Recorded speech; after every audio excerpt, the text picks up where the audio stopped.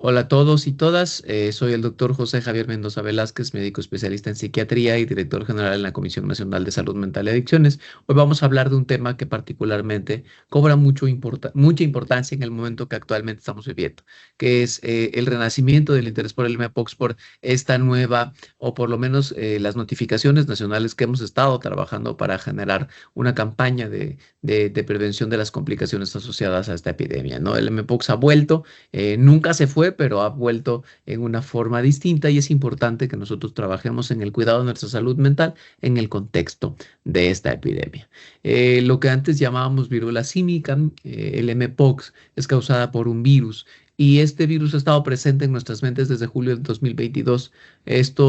Un brote multinacional que rompió el hecho de que esto existía, ¿no? A lo largo de los años en el Congo.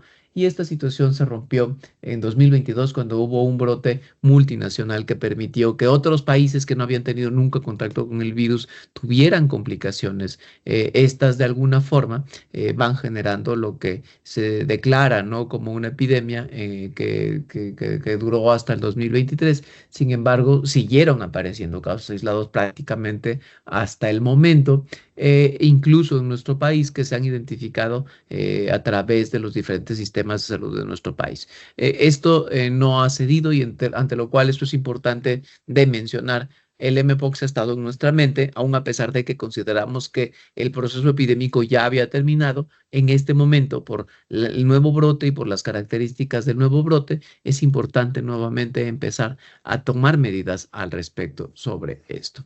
Es importante igualmente entender que si bien es una enfermedad que en condiciones ideales puede durar de 7 a 14 días, cuando se trata de poblaciones con alta vulnerabilidad o con complicaciones asociadas, esta situación puede complicarse y durar más tiempo. Incluso muchas de las complicaciones pueden asegurar dificultades que permitan hospitalizaciones largas o complicaciones que duren toda la vida. Es importante entender que la transmisión no está vinculada exclusivamente a la transmisión sexual. La transmisión y portal a infección pueden darse por contacto con material contaminado, por contacto persona a persona, por absorber gotas respiratorias de una persona en el contacto cara a cara o por la transmisión sexual. Normalmente los síntomas aparecen en los primeros días, que son aproximadamente entre el primero y el cuarto día, y a partir de ahí van a empezar a generarse los periodos de cuidado para que no existan modificaciones o cambios y eventualmente complicaciones que vayan generando modificaciones del pronóstico de la enfermedad.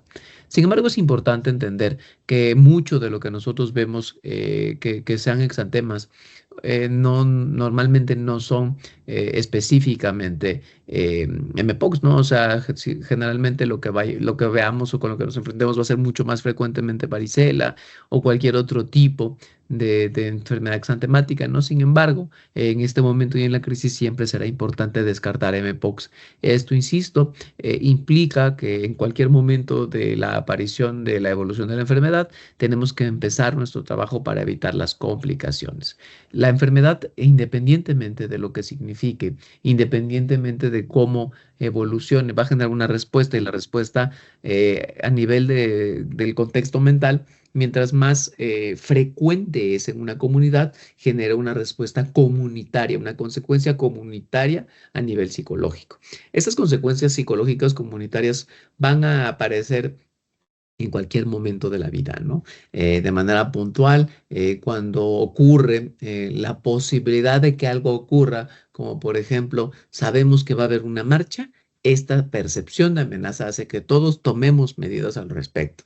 Cuando nosotros sabemos que va a haber una gran movilización de personas a lo largo de un país, también ocurre en estas situaciones. Cuando escuchamos simplemente la alerta sísmica, nosotros tenemos esta sensación, ¿no? Y a partir de ahí nosotros hacemos estrategias de autocuidado. Bueno, una vez declarada nuevamente la emergencia, nosotros tenemos que empezar con una estrategia de prevención universal destinada a todas las poblaciones, en las cuales la promoción del autocuidado y el estilo de vida saludable son nuestro principal objetivo. A la vez, la disminución de la ansiedad, la cual de manera muy puntual se va a hacer a través de brindar información correcta, información precisa, información sencilla y fácil de entender, en la cual nos quede claro que todos podemos estar expuestos a contagiarnos de esta enfermedad, Pero sin embargo, si nosotros tenemos ciertas conductas, vamos a tener mayor riesgo de exposición y de exposición al riesgo y por tal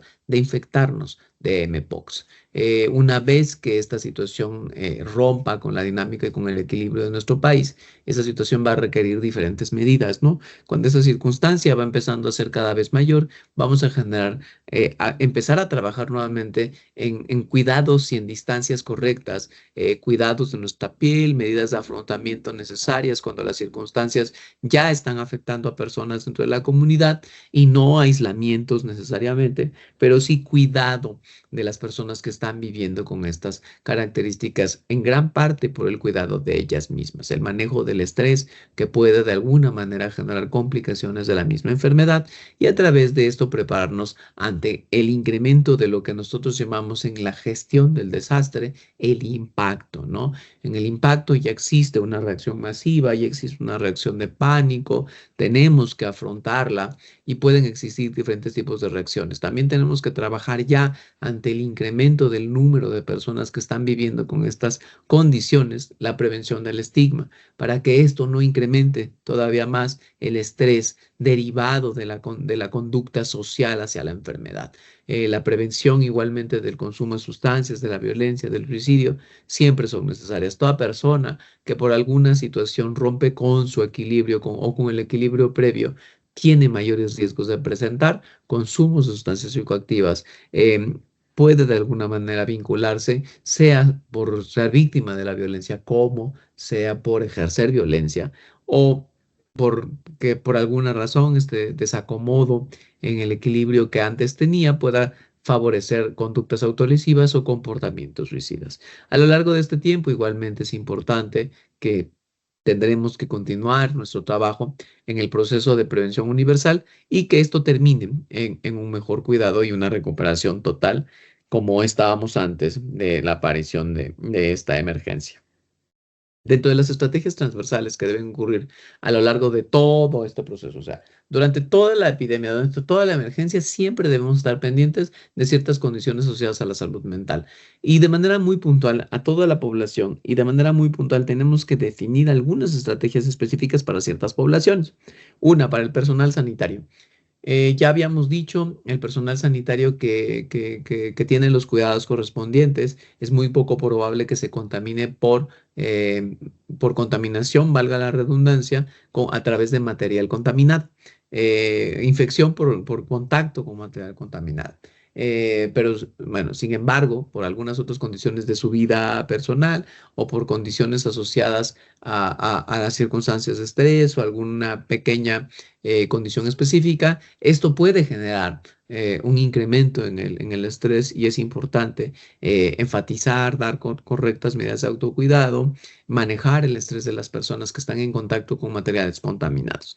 De la misma manera, a diferencia de lo que ocurría hace unos años, en esta nueva emergencia, niños, niñas y adolescentes han sido también afectados por la enfermedad, ante lo cual también debemos desarrollar estrategias para poder identificar medios para proveer a estas poblaciones de medidas de prevención.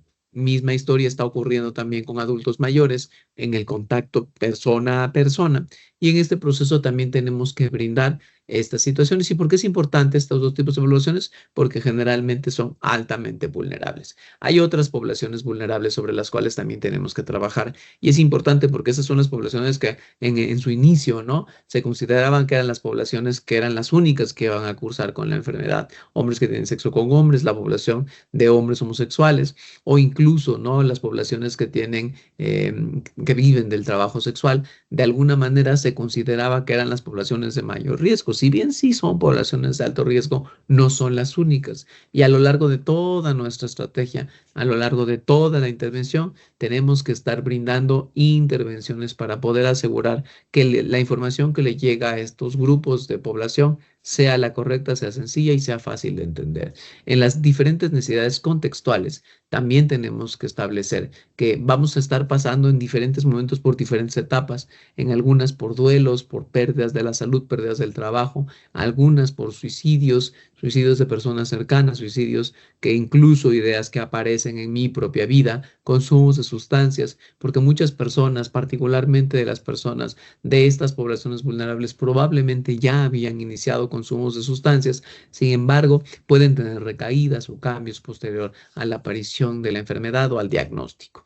Y en necesidades contextuales de manera muy puntual, en personas que viven con la enfermedad, que desarrollan, que se infectan por Mpox, tenemos que favorecer el autocuidado y el cuidado de su salud mental. Cuando nosotros hablamos de salud mental, la salud mental tiende a tener cambios, pero los cambios no son críticos. Cuando hablamos de una crisis, estamos hablando de un evento que te lleva al extremo de tu adaptación, ¿no? O sea, tú siempre estás adaptándote a ciertas cosas, esta situación nos lleva al extremo. Y al llevarnos al extremo, mis mecanismos ya no son suficientes para regresarme al equilibrio y rompo con una manifestación. Estas manifestaciones ahorita las voy a ver, pero no estamos hablando de personas que ya traen todo este desequilibrio, no. Son personas que posterior a un evento se conduce la sensación de estrés y genera que los mecanismos que antes me servían no me funcionen y me manifieste durante las posteriores horas al conocimiento, por ejemplo, de mi diagnóstico, del evento estresante, que la mayoría de todos, prácticamente la totalidad, vamos a tener una respuesta. Y estas respuestas pueden ser conductuales, afectivas, somáticas, interpersonales o cognoscitivas. Y dentro de estas, las más comunes son, por ejemplo, conductualmente el aislamiento, la irritabilidad, el uso de sustancias, la manifestación de agresividad. Dentro de las afectivas, el estar abrumado, el estar triste, el estar ansioso. Dentro de los somáticos, el dolor de cabeza, el incremento de la frecuencia cardíaca, el insomnio. Dentro de lo interpersonal, el aislamiento, el evitar ir a ciertos lugares, el desapego, la desconfianza o el temor a que me vayan a aislar. Y dentro de lo cognitivo, la dificultad para concentrarse, la dificultad para creer en algo que me ayude a superar las enfermedades, e incluso, ¿no?, la presencia de recuerdos o ideas intrusivas. Todos estos son normales y es importante que sepamos que muy probablemente si nosotros nos vemos inmersos en un diagnóstico de las características que implica Mpox o simplemente ante el miedo o el temor de que esto ocurra, nosotros podemos desarrollar estas sintomatologías y son normales. La conducta que nosotros tenemos que tener con estas poblaciones que ocurren de manera muy relacionada a una situación específica es brindar psicoeducación, brindar educación correcta sobre la enfermedad y establecer que el proceso es normal y que mientras nosotros estemos cuidándonos, asegurando nuestro autocuidado, asegurándonos mantener contactos sociales correctos, comiendo, durmiendo normalmente, esto no va a generar un problema. Sin embargo, cuando estas situaciones persisten, esto puede convertirse en un trastorno. Y hablando ya de atención a los problemas asociados a la salud mental, va a haber diferentes estrategias que van desde la psicoeducación al servicio especializado. Muchos de los procesos psicoeducativos se basan en entender la enfermedad de forma clara, hablar sobre las características del Mpox, qué puedo hacer para cuidarme, cómo disminuir el estrés a través de información correcta, que creemos o particularmente estamos apostando a que gran parte de brindar la información correcta va a disminuir el impacto de la infodemia. Misma historia tiene que ver con la promoción del autocuidado. Todos somos responsables de nuestro propio cuidado. Es cierto que las poblaciones tenemos todas las poblaciones derecho a vivir las conductas que deseemos vivir. Sin embargo, es importante que nuestro autocuidado sea, por lo menos en la situación crítica, siempre predominante. Misma historia es el manejo del estrés, porque todos sabemos qué tanto nivel de estrés manejamos en nuestras vidas. Sin embargo, esto es un factor extraordinario. Y en este momento nosotros tenemos que contemplar qué va a pasar al incrementar nuestro estrés como ocurrió con la pandemia por COVID-19. Entender que igualmente las comunidades son distintas y las comunidades responden de maneras distintas, ¿no? Hay comunidades que van a brindar mucha ayuda, hay comunidades que van a ser de alto estigma, ¿no? Y pues bueno, igualmente donde los grupos de autoayuda puedan ayudar, la atención en servicios comunitarios puede ayudar, o si no, la atención en servicios especializados. Muy frecuentemente, como les mencionaba, ¿no? Los trastornos asociados a la salud mental pueden ser transitorios, durar un par de semanas. Estos trastornos que duran un par de semanas hasta 2 semanas o un mes, estamos hablando de que son adaptativos. Cuando los trastornos adaptativos, particularmente con depresión o síntomas de falta de interés, duran menos de 2 semanas, estamos hablando de algo adaptativo. Si duran más de 2 semanas, es importante descartar la depresión. Misma historia con la ansiedad.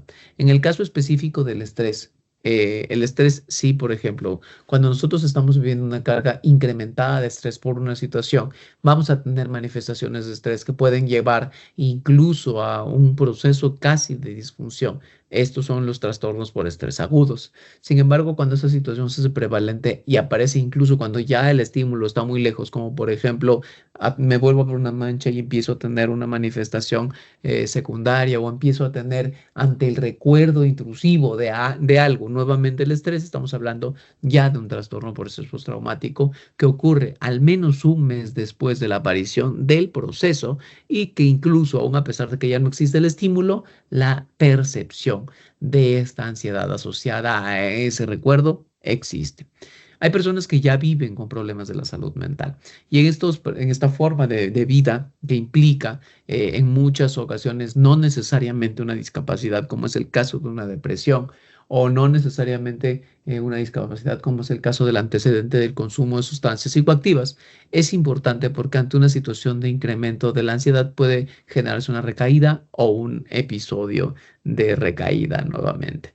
Misma historia ocurrirá con las personas que están viviendo circunstancias o condiciones, pues bueno, ajenas a ellos, como el duelo, ¿no? Pérdidas personales, pérdidas de proyectos, cambios económicos relacionados con todas estas modificaciones que generan los cuidados asociados a una epidemia o alguna emergencia epidemiológica. Y pues bueno, como les mencionaba, tanto los trastornos afectivos, los trastornos de ansiedad y algunos otros trastornos van a venir apareciéndose en cada uno de nuestros procesos, y van a tener de alguna manera eh, sus modificaciones y su sintomatología. Hay una cosa que nunca debemos olvidar. De manera muy puntual, a mí me gusta decir que siempre que alguien cambia súbitamente su salud mental, hay que considerar dos cosas. Una, consumo de sustancias. Dos, que esté, y de manera particular, que esté consumiendo alcohol. Dos, que sea víctima de violencia. O tres, que tenga ideación suicida. Entonces, esas son las tres grandes complicaciones que pueden llevar a través de la salud mental a una conducta de mucho riesgo. Entonces, una de estas tres cosas, si ustedes tienen contacto con un paciente y esta situación cambió de forma súbita, nunca olviden descartarlo. Es importante que a través de eso nosotros también entendamos que muchas de las condiciones asociadas a las comorbilidades van a ser las causas también de que la percepción de la enfermedad sea distinta. O sea, una persona que vive su enfermedad con inicio, principio y fin, y todo ocurre de forma correcta, pues bueno, no va a tener tantas manifestaciones, aunque las pueda tener, como aquella en el que el síntoma se hace grave. El síntoma se hace complicación, y a través de esto va a cambiar la respuesta en la salud mental. Cuando existen lesiones y las lesiones pueden generar infecciones secundarias, esto va a incrementar una respuesta en la salud mental. Las personas que viven con VIH, pero que tienen carga viral detectable o CD4 menores a 200, esto va a generar per se una población de mayor vulnerabilidad, en la cual tenemos que tener un cuidado mayor, porque sí ya son poblaciones con inmunosupresión, y al vivir con esta inmunosupresión también sabemos que podemos no inferir, pero ver que algo está pasando en el tratamiento que no está permitiendo la correcta respuesta, y a través de esto seguramente también su sistema nervioso central está viviendo condiciones que favorecen la aparición del estrés. Las personas que igualmente presentan más como mayores erupciones van a tener también mayor exfoliación, y esto no únicamente es por el impacto físico, sino a través que la exfoliación genera pérdida de líquidos y proteínas que favorece que la respuesta a estrés se incremente. Existen otras complicaciones menos comunes, como la deshidratación, la conjuntivitis, la keratitis, la neumonía, la sepsis y la encefalitis, que todas van a generar un incremento en los riesgos de aparición de complicaciones asociadas a la salud mental. Muchos de estos simples y sencillos, como ansiedad secundaria a la deshidratación, o cambios completamente en el estado de alerta secundarios a estos, o los cambios en el estado de alerta y la potencia de la agitación en las personas que puedan vivir que puedan desarrollar sepsis, encefalitis o incluso neumonía. Esto es importante porque para nosotros es importante entender que en el cuidado que nosotros brindamos a las personas que viven con MPOX, nunca podemos eliminar el cuidado de la salud mental. La enfermedad se autolimita, pero para eso la salud mental tiene que apoyar en este proceso, ¿no? La mayor parte de los casos que no presentan riesgo van a iniciar, terminar y no va a pasar nada. Y para esto es importante que su salud mental persista en control. La salud mental en el contexto entonces es un aspecto crítico. Las personas que viven con MPOX o que las familias de las personas afectadas por MPOX van a enfrentar riesgos emocionales y psicológicos como ansiedad, miedo, preocupación por la enfermedad, aislamiento y estigma. Y estos son con los que tenemos que trabajar. Existen diferentes estrategias, pero ahorita me gustaría hablar exclusivamente de las estrategias de primer orden o de primera instancia. Cuando nosotros nos enfrentamos a una situación de una crisis emocional, pero ahora como ya estoy hablando como servidor público, es importante saber qué hacer ante una intervención en crisis, ante una intervención aguda. Y para eso es importante que nosotros conozcamos mejor los primeros auxilios psicológicos. Y los primeros auxilios psicológicos se deberían hacer desde el primer momento en que entramos en contacto con la persona. Si yo soy un personal de primer nivel de atención, un rescatista, una persona que de alguna manera no soy completamente profesional de salud, pero estoy trabajando en una instancia de salud, es importante que sepamos cómo manejar una crisis de salud mental. Los primeros auxilios psicológicos se convierten en una posibilidad realista de trabajo de manera muy puntual en este proceso.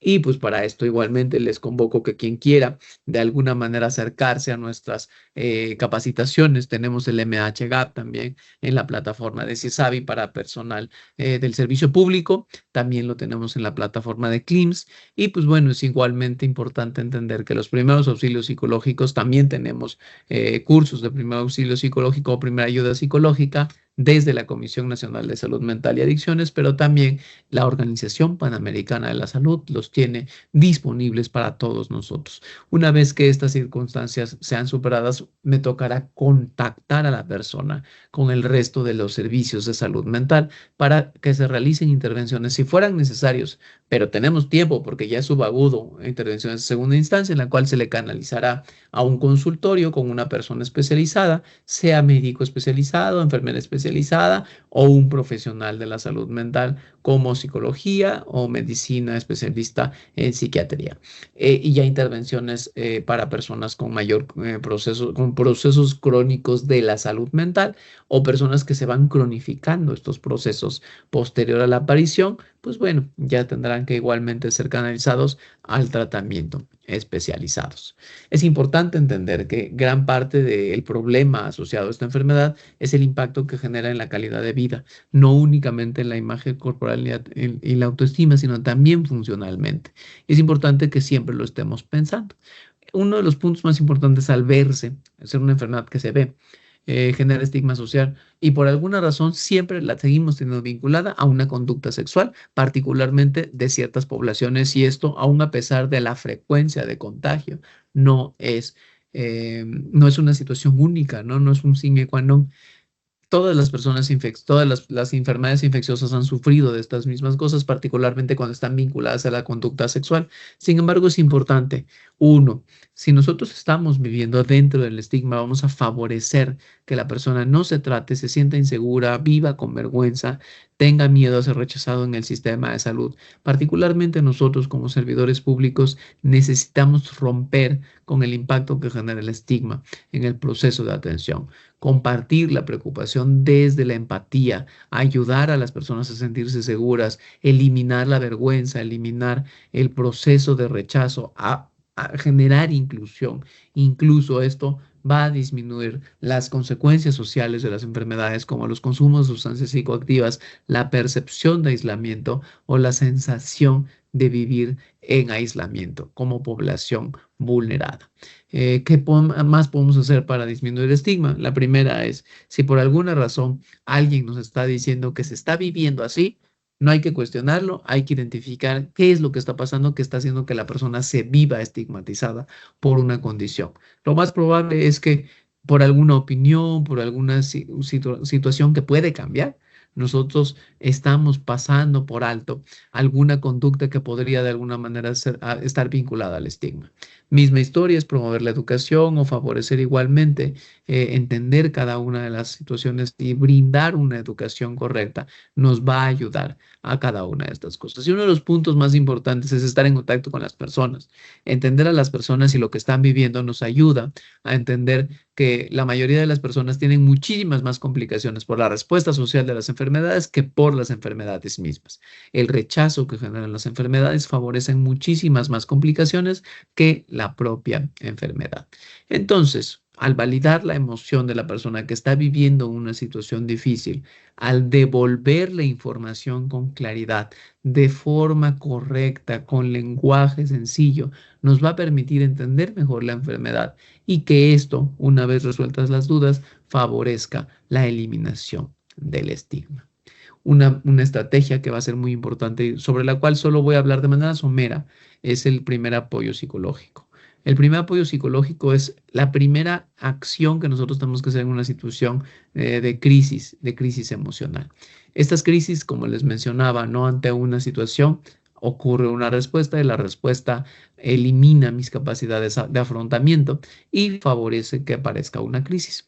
¿Qué puede llevarte a una crisis? Todo una movilización de personas a lo largo de un país, la violencia, un accidente, incendios, guerras, desastres naturales, pandemias o cualquier otra situación asociada a la salud van a generar potencialmente crisis y de manera puntual crisis mientras afecte a mayor grupo de personas, a más población. Y esta situación nos va a favorecer. eh, Trabajar con la psicología de la gente y de la comunidad para favorecer una respuesta positiva y no para dejar que ocurra una respuesta negativa. En el primer apoyo psicológico, nuestra tarea es brindar ayuda y apoyo prácticos de forma no invasiva, ayudar a las personas a atender a sus necesidades, escucharlas, no presionar a la persona al hablar, reconfortarla, ayudarla a encontrar la información correcta y eventualmente protegerla y acercarla a la solución. Siempre es evaluar, escuchar y enlazar son parte necesaria de nuestra labor para el cuidado de la salud mental de las personas. Hay 5 principios que nos ayudan a actuar en el proceso de los primeros auxilios psicológicos. La primera es enterarnos de qué se trata. Mientras más información nosotros sepamos sobre MPOX, y para esto este curso nos va a ser muy importante, va a ser mucho más fácil que demos información correcta, que demos información en forma sencilla y que sepamos cómo actuar ante una emergencia. Esto es importante porque, bueno, orientarnos también en qué contexto estoy viviendo la crisis, qué tipo de población voy a trabajar. Esto nos va a permitir que yo me adentre de una mejor manera a entender las necesidades de las personas con las que yo voy a trabajar. Si son niños, ¿qué están buscando? Si son adultos mayores, ¿qué están buscando? Si son personas que a veces en muchos de ellos solamente están buscando información, dónde encontrar ciertas cosas, bueno, esto es lo que nosotros necesitamos saber en el primer punto de la orientación. En la primera parte debo saber qué está pasando, ¿no? Y en este punto es buscar información de fuentes confiables, entender en qué momento estamos y pues bueno, igualmente este curso pretende un poco darles a ustedes esta información sobre MPOX y tener información sobre los servicios presentes de manera muy puntual. Esto ya ahorita están viendo ustedes cuál es la ruta crítica en el contexto de la posibilidad del diagnóstico. Sin embargo, les doy la ruta crítica en el proceso del diagnóstico en salud mental. Cuando ustedes identifiquen un problema en la salud mental y ustedes dicen esto, creo que lo que está pasando, la primera versión es decir, oye, creo que te está afectando mucho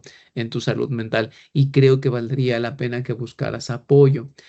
Ahí puede entrar en funciones la línea de la vida, el 800-911-2000 y ahí pedir ayuda.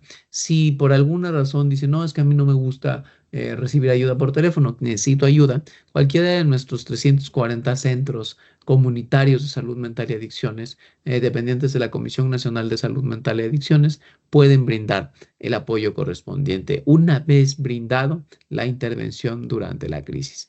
Y esto nos va a asegurar el acceso a los servicios y dónde se encuentra. Otro punto importante cuando nosotros ya nos empezamos a acercar a brindar un proceso de atención es que siempre es importante presentarnos y decir, mira, yo soy ahorita la persona que está encargada de esta brigada o yo soy el brigadista que va a atender tu caso o yo soy la persona del primer nivel de atención, soy el doctor fulano, ¿no? Y, por ejemplo, yo soy el doctor José Javier Mendoza, no soy psiquiatra y voy a atender tu caso. Dime, por favor, en qué crees que pueda yo ser de ayuda para tu proceso, ¿no? Y ya hablando que igualmente, qué puede ayudarnos a tener una mejor comunicación, asegurar la confidencialidad y sobre todo, ¿no? Identificar en el proceso lo que nos puede ayudar a proteger a la persona de lo que está viviendo como una situación de riesgo.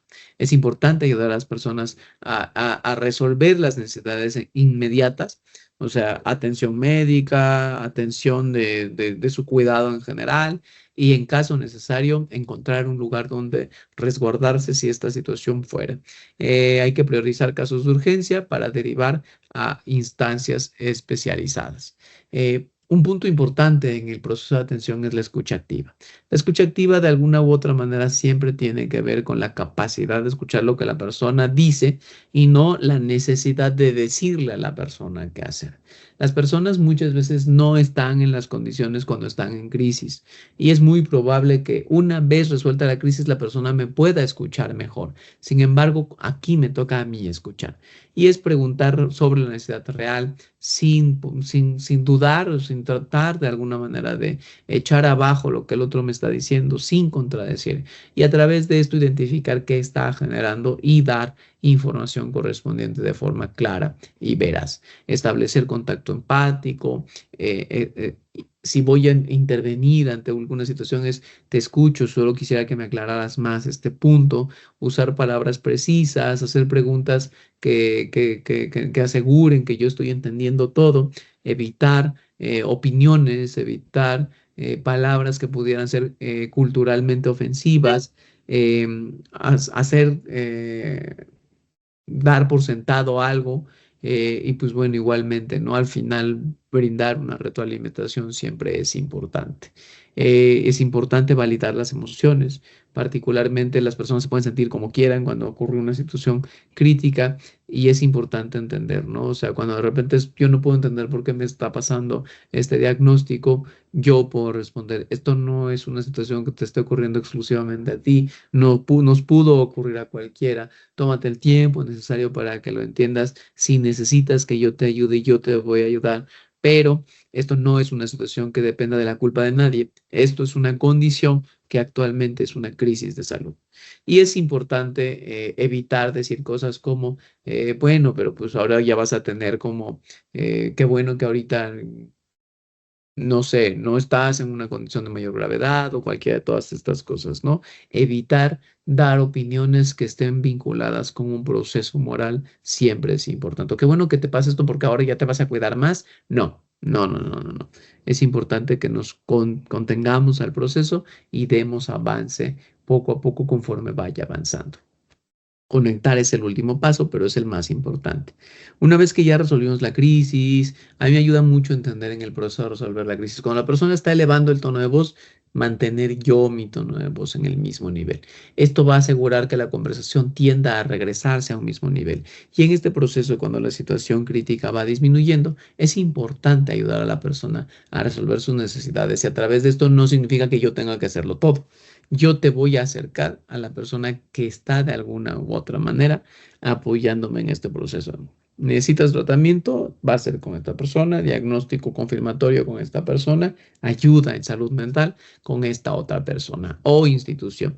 Y esto, en este contacto, o incluso necesitas localizar dónde estar, necesitas un espacio donde puedas sentirte seguro, ahí es donde me toca a mí trabajar. Y es importante que tengamos un directorio de confianza dentro de nuestra comunidad para actuar en estas situaciones. Jerarquizar el tipo de necesidades es importante y hacerlas una a una, ¿no? O sea, cuando nosotros empezamos a tratar de desenvolver la gran maraña de los problemas asociados a diferentes problemas, la versión más importante es tomar uno por uno e intentar resolverlos de esta manera, ¿no? Necesidades básicas, acceso a servicios de salud, acceso a apoyos específicos, información sobre otras personas, son parte de nuestra necesidad en el proceso de conectar.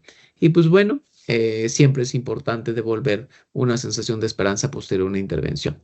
Y siempre creo que esto es la sensación de curación una vez que la circunstancia se ocurre. Si yo identifico una condición de salud mental y la señalo, lo más importante es decir que lo que te pasa es tratable y se va a mejorar.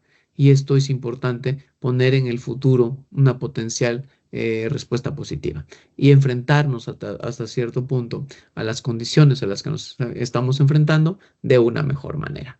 Y con esto agradezco mucho la atención que han tenido en este proceso. Les agradezco mucho igualmente que sigamos trabajando en cuidar a nuestra población. Yo sé que hemos pasado por tiempos difíciles y en muchos de estos momentos hemos tenido también dificultades en nuestra propia salud mental. Si alguna de estas situaciones ocurre para ustedes como personal de salud, no duden en buscar ayuda en nuestros centros de atención, sea a través de la línea de la vida 800-911-2000 o sea a través de los centros comunitarios de salud mental y adicciones que están en la página de la CONASAMA, de la Comisión Nacional de Salud Mental y Adicciones. Tenemos ahí todo el directorio para que ubiquen cuál es el que les podría brindar una mejor atención en el espacio más cercano a donde se encuentran. Muchas gracias y hasta luego.